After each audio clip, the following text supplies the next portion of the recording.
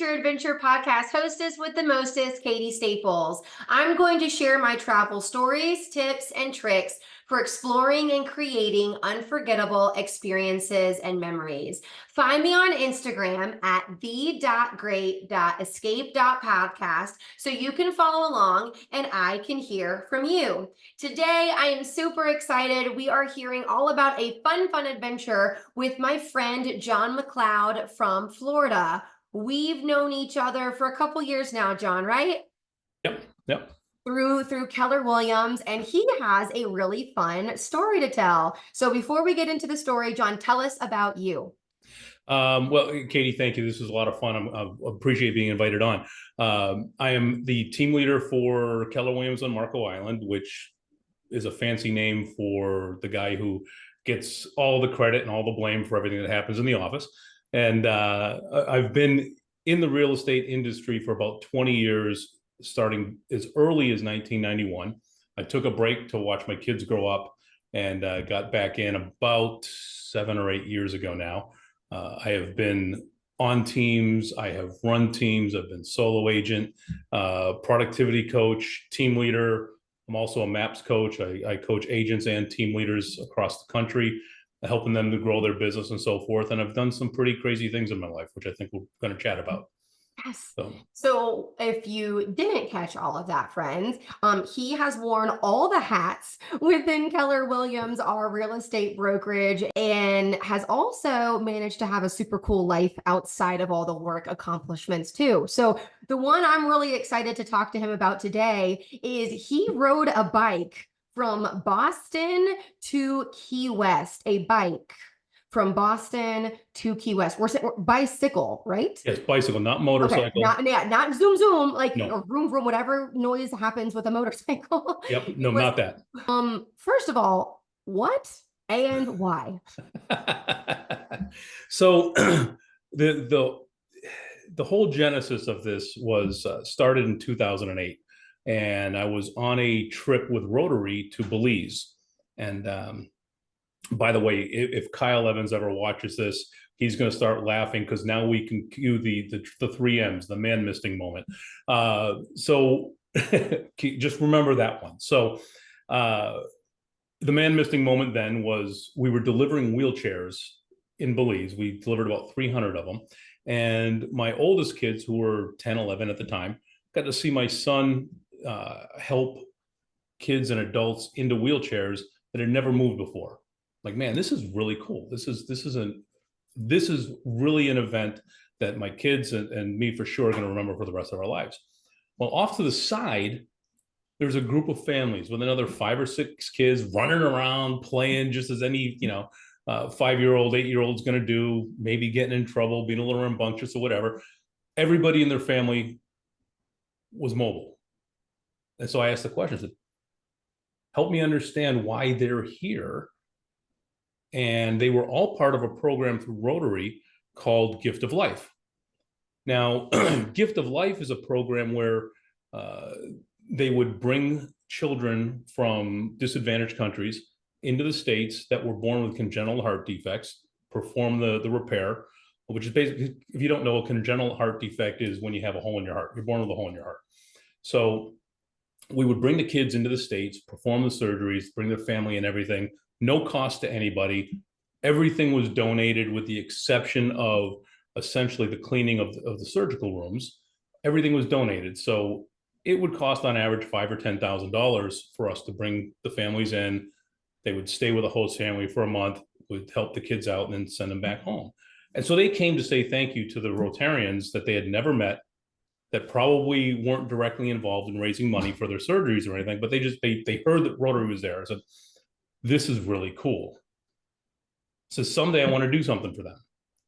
Now, fast forward, and I'm going to insert a couple jokes here that I would say no matter who was in the room. I had just gone through a divorce, and I had a good amount of vacation time set up. And as most adults do when they go through a traumatic event like that, they want to change how they look and feel. So I took to cycling. because I said, I've never seen a fat cyclist. So I took to cycling and I loved Fair. it. That's fair. Yeah, right. I absolutely loved it. And I said, I've got some vacation time set aside. So I sat down with my boss at the time. This was my stint when I was out of real estate. I sat with my boss and said, I want to take all of my vacation all at once. I had like 6 weeks. And I said, I want to take it all at once. And I want to raise $15,000 so I can help a couple kids with these surgeries. And I said, I'm just going to go on a bike ride. I'll ride 30 miles a day or whatever. And, I was born in Boston. I want to start there. Well, I guess technically, I grew up in Boston. I wasn't born in Boston, but I grew up out there. And said, I want to ride from Boston. And as I'm going through my mind, I said, where can I go? That's really cool. And I said, Vegas would be awesome. But there's this little barrier called the Continental Divide that I wasn't going to ride my bike over. I'm in Florida. Our highest elevation is 300 feet. Man, driving over the Continental Divide was my foot was on the floor of the RV and we were going like 25 miles an hour. Yep. So I'm like, I don't want to pedal up that. So I said, all right, New Orleans is a lot of fun. And again, Kyle, nothing against New Orleans or Baton Rouge. I wanted to live through it. New Orleans sometimes has got a reputation for not necessarily being the safest place for a guy wearing spandex. So I said, let's keep it closer to home. Let's make it to Key West. Now, I live in Naples, Florida. Like, Key West would be good. And it's a great place to end. It's the farthest I can possibly go and still stay on the East Coast. So I said, all right, I'm going to ride from Boston to Key West. And I'll take 6 weeks to do it. Now, and I know you understand goals, and I know you understand what happens when you speak things out into the universe. So I started telling a few people I was going to do this. Now there's accountability. All right. And I had just started dating Linnea, who's now my wife, and she's like to hold me accountable. Or all these people are cheering me on to make sure I'm getting miles in. I get a knock at my door in October of 2013, and it's a guy by the name of Rob Railman, who is the CEO for Gift of Life. By the way, Gift of Life is in Long Island, New York. It's nowhere near Naples, Florida. He shows up on my doorstep, and they come in, and we had a couple other people over talking about planning and everything. And he says, I understand you want to do this. This is wonderful. That I have a question for you. So, would you commit to raising $50,000 instead of 15? Sure. All right. I said, why? He says, because we're going to teach the surgeons in each one of these communities how to do these surgeries themselves, because they can do them for $1,000 each instead of us for 10. So now leverage, wonderful word, right? How do we do 10 surgeries for the price of one? So little secret, high performers always ask how they can get better. And Rob is no different. How can we get better? How can we do 10 for the price of one? This is it. So I said, all right, I'll do 50, sure. And he says, tell me about the plans. Well, I'm going to ride 30, 40 miles a day. It's almost a 2,000 mile ride. So, I'll take 5 or 6 weeks. I'm going to stop at a local pub, have beer every night, because it's just one of those things, which is where my support wagon came in. His name's Carl Nickel. He's like, I drink beer. I'm going with you. I'll carry your spare bike just to drink all the beer. Hold on. You had a roadie through all of this? So Carl? Oh, you have no idea how important that was. We can get to that. So then Rob issues another challenge. He says, all right, so I don't know anything about biking. He says, but 6 weeks seems like a long time. Now, for those who know me, I'm a math guy. And I made a commitment before I computed the math. I said, all right, I'll do it in 2. I felt like we were on Name That Tune, right? I'll do that ride. I'll do that 2,000 mile ride in 14 days. Now, if you want to do the math, it works out to 147 miles a day. I was going to say, I said, please do the math for us. Okay. Yes. Somewhere in that general area. And then I started to kind of get a little nervous because I just committed and I was all in, like 147 miles a day. Riding 100 miles a century on a bicycle is a massive accomplishment. 147 miles is about the same caloric burn as running a marathon. I've only run half marathon, so I understand a little bit of just how difficult. 14 days in a row. So, good friend of mine, Matt McCain, who was one of my riding buddies, says to me, you need a coach. I'm like, well, I'll talk to your guy, but all I'm doing is riding a bike. So I talked to him. His name is Brian Walton. Brian Walton, by the way, was 14-time national champion in Canada for cycling, silver medalist in the '96 Olympics. And I said to him, in the I don't know what I don't know mindset, I'm just riding a bike. What help do I need? He says, interesting. Tell me how much you're doing right now. So I'm doing, 8 to 10 hours a week. It's okay. It's November. And in 6 months, you have to be doing 14 hours a day. Days and days and days Yes. in a row. Says, does that concern you? Yes. So Brian agreed to take me on as a client at a highly reduced rate because he believed in what we were looking to accomplish. And I don't know how much detail you want to give of the training, because training for this, I don't know if you know any musicians. The hardest part of performing isn't performing. The hardest part is the practice. So I had 6 months worth of practice and preparation for the event. Okay.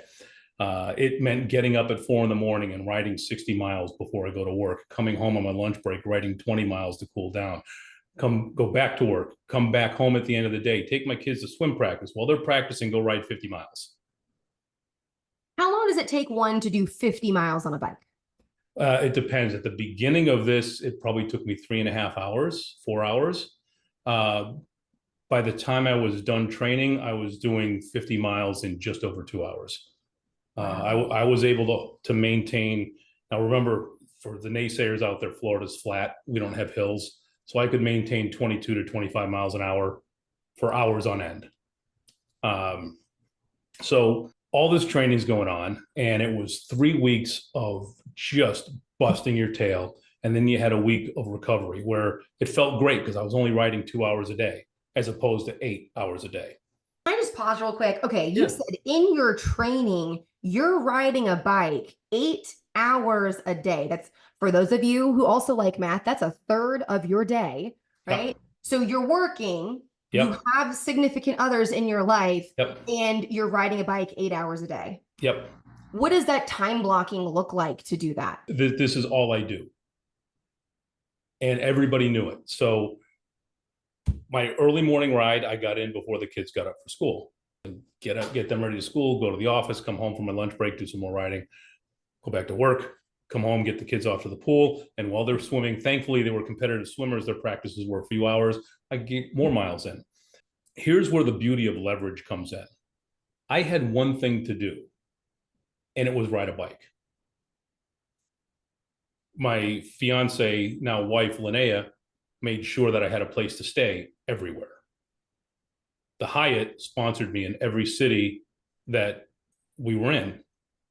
So it's for Kyle.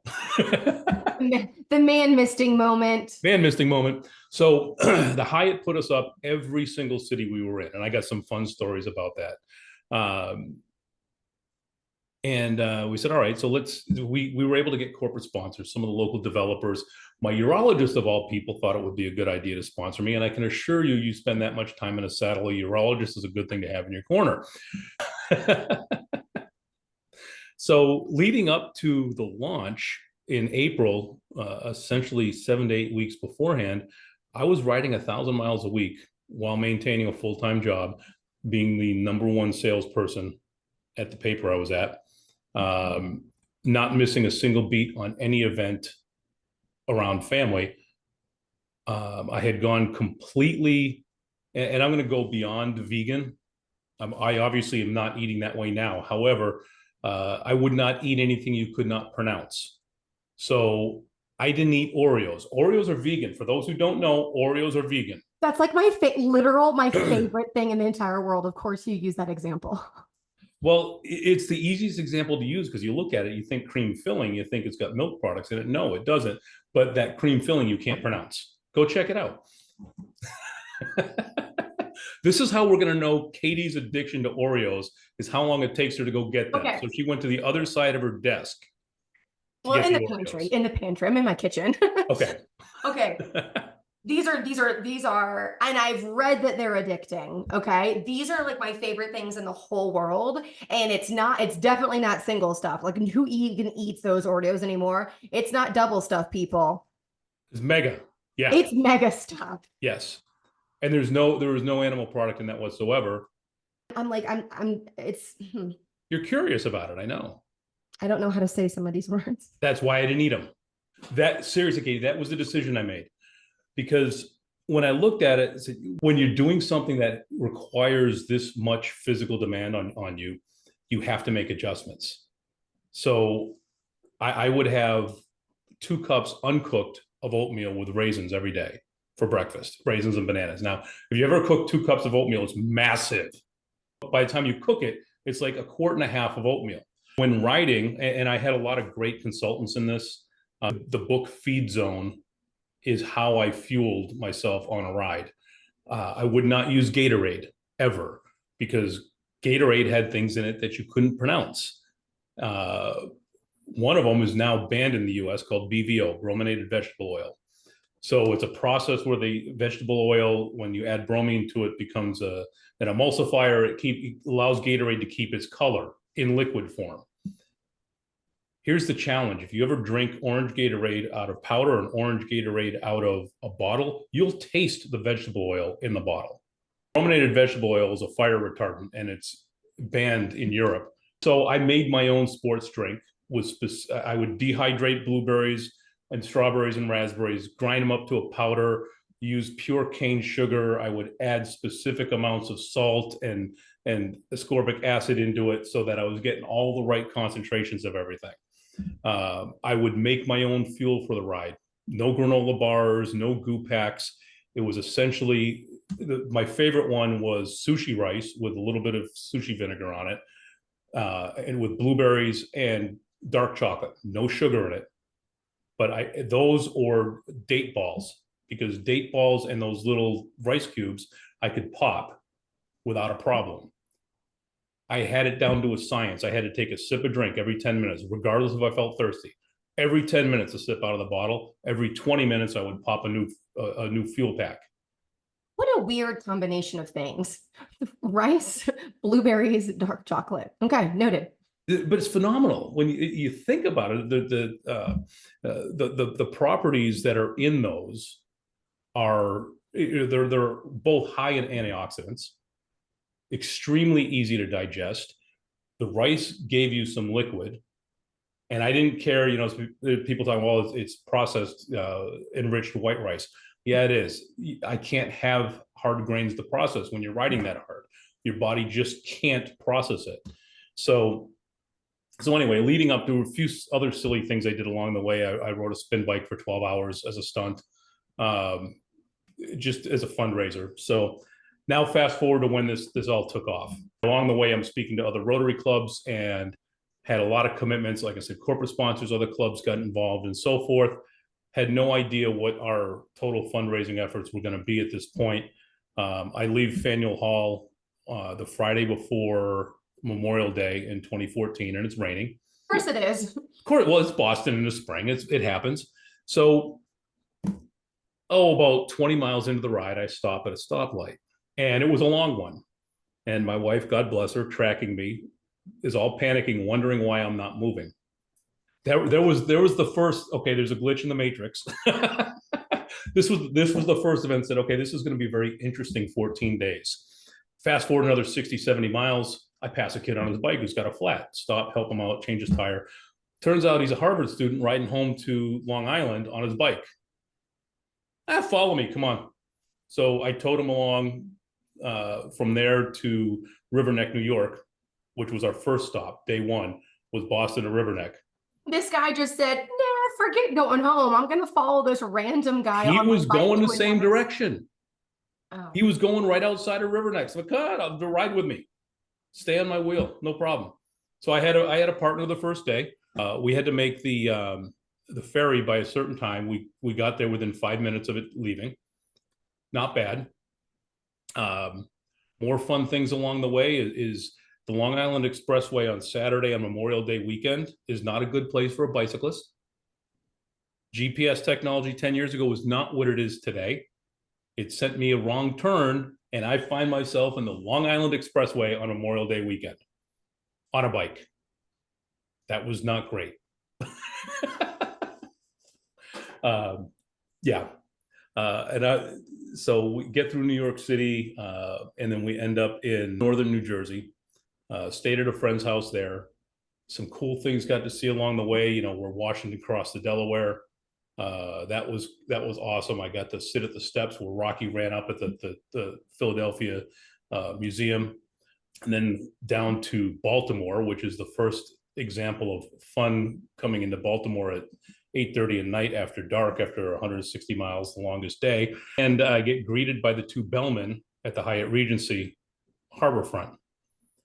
And I pull up on my bike wearing bright yellow spandex.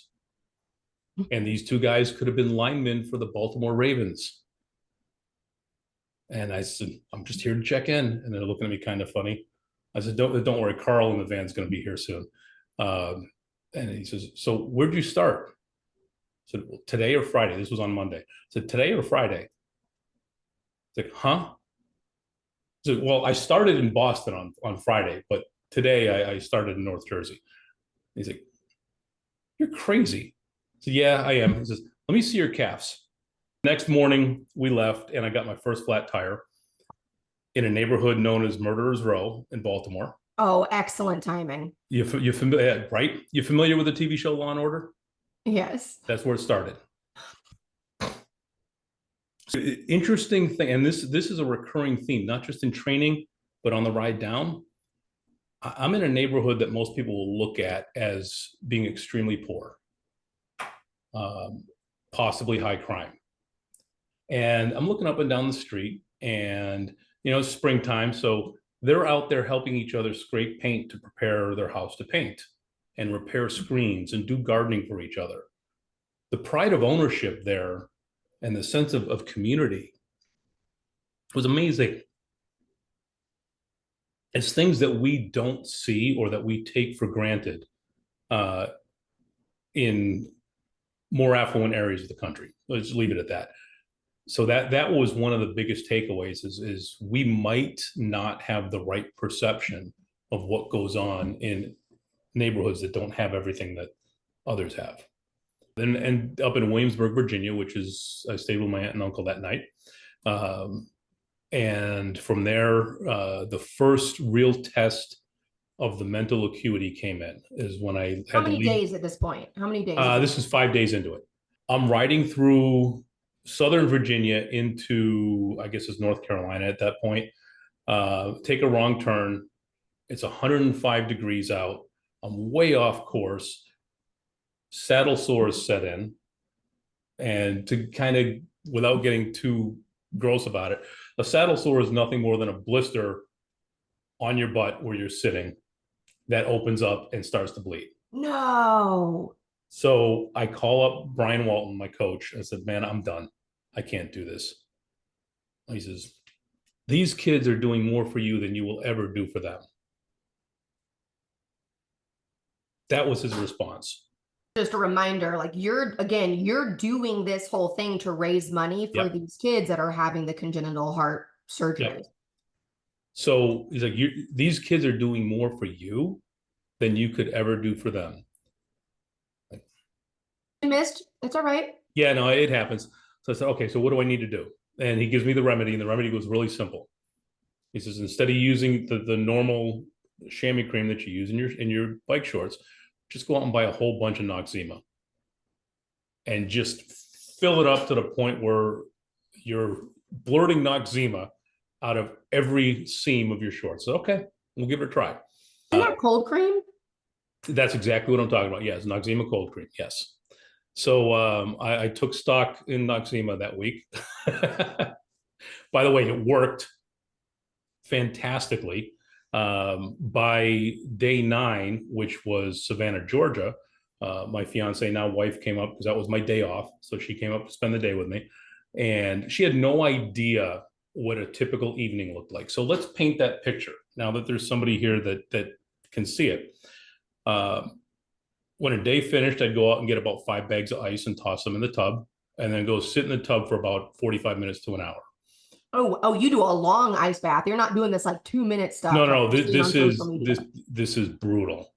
And then I had Normatec boots, which are compression boots that go all the way up your leg, 5 chambers, and I would use them for 2 to 3 hours just to flush everything through the legs. So my decompression time was anywhere from 3 to 4 hours every single night. And then tune the bike up. By the way, all bets were off on the ride for diet at this point. So I'm like, all right, I'll take a 2-liter bottle of Pepsi and a 22-inch pizza and devour it and weigh less the next morning. Right. So I'll get in a weight loss at the end here. So your caloric net is a negative at this point each day. Well, we've all heard the stories of Michael Phelps and 12,000 calorie days. It's absolutely the truth. You cannot eat enough to fuel your body that way. And my wife was just so shocked at the ritual every night. If I get done at 6, I wasn't in bed till midnight, just getting prepared for the next day, tuning the bike up, all the stuff I had to do to decompress and be ready for the next day. So the day off in Savannah was awesome. And then riding down from there was basically 6 days from Savannah to Key West. And here's what I learned in Florida. We truly do have the worst drivers on the planet. I don't know. Have you been to Atlanta, man? I have. I haven't ridden through it on my bike. However, I've been through it a number of times. I can assure you the drivers in Florida do not pay attention.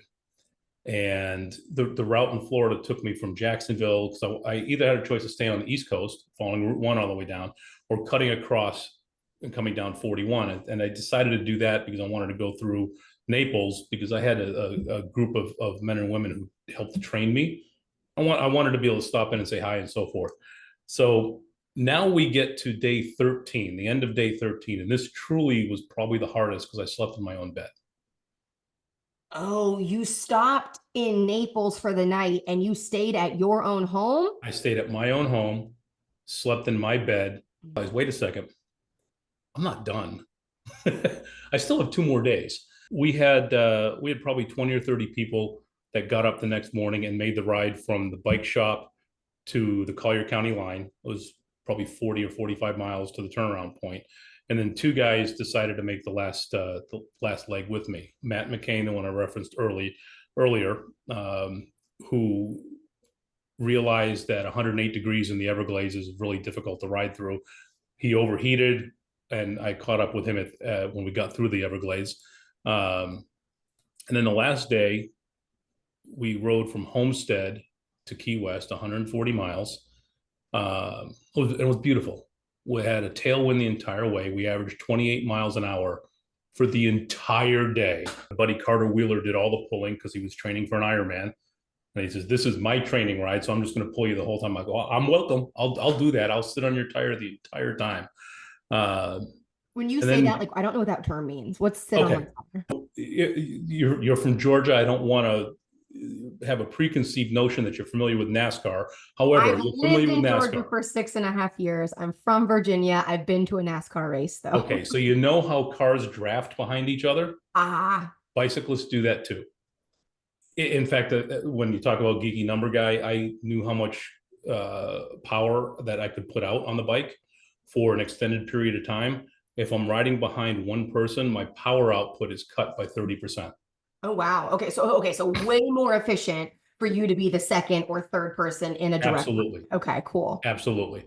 So we finish. Matt and Carter, I still joke with them about it this day. They would not cross the line with me. They wanted you first? Yeah. Mm. We get done, and I'm fast forwarding through this. Is 14 days worth of work. We get done, and I get up the next morning. There were probably 40 or 50 people from the local Rotary Club down there to celebrate it. And I made the comment to my wife that I wanted to do Seattle and Naples next year. And she said, we're getting married next year. You need to make a decision between one of the two. Not the ultimatum. I'm like, well, that's fair. That's fair. We can put that off. Not a problem. Not the wedding. We'll put off the crazy cycling. But the people I got to meet along the way. Greg LeMond, the 3-time Tour de France winner, was able to train with him. Frankie Andreu, who was the U.S. Postal Team captain for 7 years, was able to train with him. And these are all people that just kind of like, oh, this crazy guy is doing something. Let's go ride the bike with him and give him some encouragement. All said and done, when I started training, I weighed 220 pounds. When I left Boston 7 months later, I was 187 pounds. What? Okay, wait. Let's say okay, 220 when you started When I training. started training. 7 months later, you leave Boston 187. So we're down 33 at this point. Yep. When I hit Key West, I was 165 2 weeks later. I haven't seen that weight since sophomore year in high school. And what's incredible to me is, yeah, I mean, that's incredible to go from 220 to 187 in the 7 months. Obviously you were making some great lifestyle changes. And yet for you to have dropped an additional, what did you say? It was like an additional It was over 20 pounds in 2 weeks. 22 pounds Yeah. in 2 weeks because the calories you were burning every day were just, how do you even match that in food? There's nothing you can do. And then the part that was really brought this home for me is, our Rotary Club ended up raising $130,000. Our goal was $130,000 United States dollars? US dollars, yes. But other clubs from across the country piggybacked to leverage, because we had Gift of Life said, listen, you raise a certain amount, we'll match 50 cents on the dollar, dollar for dollar, whatever. So there was another 120,000 raised in addition that I didn't even know about until after we were done. So okay, so you started with this goal, which is super admirable, by the way. Goal of $15,000 because, hey, I get to help these families, come to the United States to have the surgery here, right? And it's part of your big why with all of this. And then someone said, you know what, I'm going to push you to do 50. You're going to impact so many more people this way, et cetera. You said, yes, challenge accepted. And then you wound up raising 5 times that, $250,000. Well, the event did. The people that piggybacked, I had no idea they were doing this. So listen, this is cool. We want to leverage this to help raise money for the same cause. So it's not like I did it. It was what we were doing energized people to participate. How humble of you. And yet this all happened because you decided to make the first move. And yay, that's so wonderful that everyone else joined in, and yet you were the impetus for all of it. So kudos to you. Well, thank you. There's I'm not willing to say anything on recording, but there might be something else in the works. So cool. So during that trip, what was the hardest part? Was it with the saddle sore when it's just like, boom, here you go, now your butt's bleeding? Well, it was that was the lowest point. Okay. There were some really humorous things along the way. All right. And they all involved Georgia. Excellent. Tell me more. I'm pretty sure I ended up in Woolly Swamp. If you've ever heard the Charlie Daniels song, The Legend of Woolly Swamp, I'm pretty sure I ended up in there because all of a sudden I'm on a dirt road that's flooded and there's tombstones. So I'm like, okay, this is not a good place. I can also assure you that road bikes, race bikes like this are not designed to ride through sand. However, you can do 30 miles an hour in the sand if you're being chased by a pit bull. Oh. I can assure you of that. And because you ain't Personal gonna experience. fall. Personal experience might lend something to that. And I can assure you, you can eat whatever you want if you're willing to go out and ride 150 miles a day. How many Oreos does this equate to? We should really do the math on this. Okay, how many calories per Oreo? Well, I've eaten 4 of them while we've been talking, while I've been listening to your story. All right. This is mega stuff. Yeah. So in 2 mega stuff cookies, it's 180 calories. Okay. So I would be able to eat 200 of those a day. Excellent. Yes. And the other health benefits with this were really cool. So my cholesterol was 350 when I started training. My triglycerides were over 600. When I was done, I went in for the checkup. My cholesterol was 140 and my triglycerides were 120. Oh my gosh. They slashed. Exercise, this is not meant to be a sales pitch for exercise. However, exercise will cure everything that's going on with your body. I And don't the right care what's diet. going on. The right diet, like nutrition Mhm. and your activity, 100%. Yep, it's absolutely true. And I'll be the first to tell you that. Well, yeah, first to tell you because my wife reminds me that I'm not riding like I used to, and it shows, and not necessarily in the best way. So we're working on that. Thanks, honey. And well, no, she's absolutely right. And it wasn't the physical changes; it was the mental changes. When I stopped exercising, my mind worked differently. Wasn't Say as more. efficient. I don't want to say more reactive, but just you process things differently. When your body is in great health, you process things differently. And by the way, I didn't have to give up beer. I drank beer the entire time, every single day. So okay, so that's one thing that I like to do on my trips is I'm not a big drinker by any means. It's just that if I can go to a new place and taste something that I don't have access to in Georgia, I'm going to do Yep, that, especially if it's cider or mead because those are more those are rare. good. So what was the coolest place you stopped at to visit? The original plan was to actually go and tour the breweries. We couldn't because I didn't have time. I basically sun up to sundown on the bike. There were a few Long Island breweries that were really cool. One of them had a really good blueberry wheat beer that at the time tasted awesome. The Carolinas, same thing. And I don't want to say I'm a fruitier guy, but I'm a maltier guy. I don't like IPAs, so I lean towards Belgian style beer because it's got a little sweeter overtone to it. So I can't say I have one in particular that stands out because the focus changed. Now, Carl, the guy who carried my spare bike and all my parts and everything, came home with 30 cases of beer. So he made sure, he's like, I'm going to get 2 cases every stop. And he did. That's And awesome. he drove a van. So he needed it. He needed the van. So anyway. Carl is a good friend. Thank you, Carl. Yes. Yes. John, what if you were going to share one more thing with anyone listening, especially to help inspire them to go out and find whatever their adventure is, what would it be? Just do it. And I know it's a slogan. Just do it. You know what? We have one shot at this life. And if we keep thinking that we're going to have another chance, you may wake up sadly mistaken. Or you may not wake up at all. Well, since that bike ride, I have had foot surgery. I've had a shoulder replaced. I've had an implant in my neck. Had hernia surgery, and now I'm going through a few other things with skin stuff. So you just don't know. So we can make excuses and we can make reasons all the time why not to do something. The encouragement I always say is make a reason to do it. Mm. Change your mindset, make a reason to do it. Maybe it's hiking, a part of the Appalachian Trail.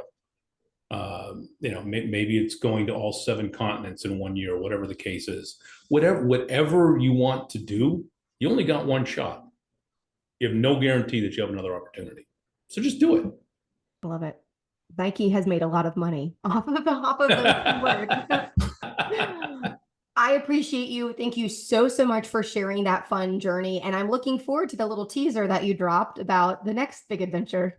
Well, I'll tell you what, we'll be in touch about it and then maybe have an opportunity to chat about that. So that's all for biking from Boston to Key West. What adventures have you been on? I want to hear from you.